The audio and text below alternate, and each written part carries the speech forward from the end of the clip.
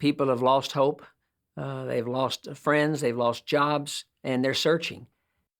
There are 17,000 African American individuals in that area, and very few gospel witnesses that are actually reaching out to that community.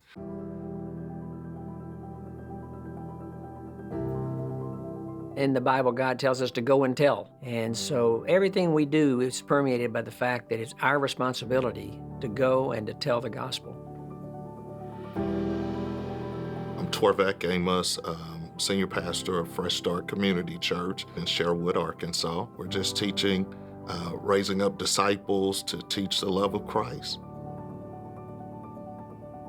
It is reaping huge benefits for the people that are there. Hi, I'm Ken Wheatley, and I am the Volunteer Missions Coordinator since 2006 at First Baptist Church, Hot Springs.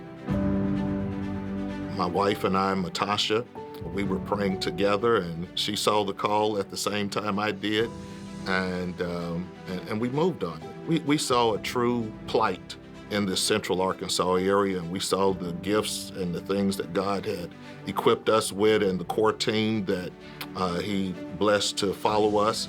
We felt that we could have impact. The Bible tells us that we're to be all things to all people, and to do that, you've got to go where they are, not where you are. Transportation's an issue. Just the look of the church may be an issue that keeps people away. And it's essential that you get in their neighborhoods, and to do that, you have to have a church plan.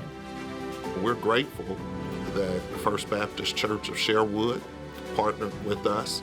And the blessed part of it is, I'll tell you, the First Baptist, they were already giving into offerings that's built around helping church planting efforts from a missions perspective.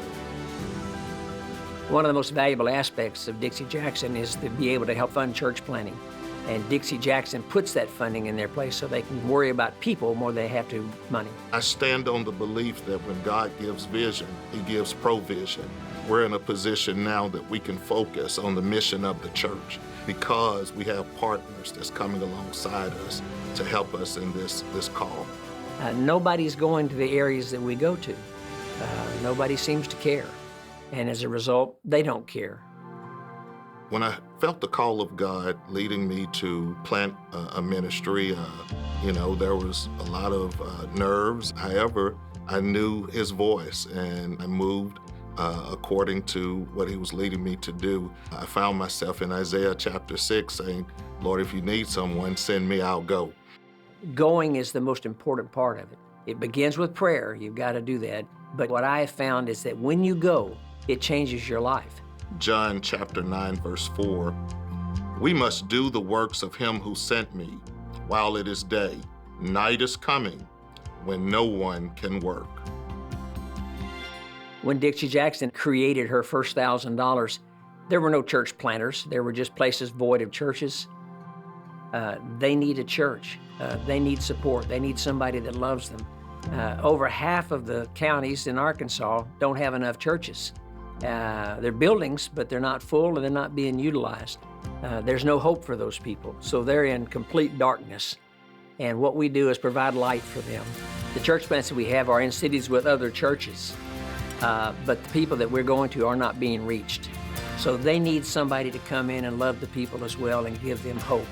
So there's no better time than right now to give to Dixie Jackson. We've seen growth. We've seen lives changed and impacted for the cause of Christ. We've seen new converts just in this short period of time, and I believe the best is yet to come. Church plants are great. They raise the level of awareness of Christ in the community. It changes the face of the community, and you'll reach people in those plants as an extension of your church that you won't reach otherwise in your existing building. We can't waste time because night is coming. You can plant a church while it's still light. Thank you for giving to the Dixie Jackson offering. Thank you for giving to the Dixie Jackson Arkansas Missions offering.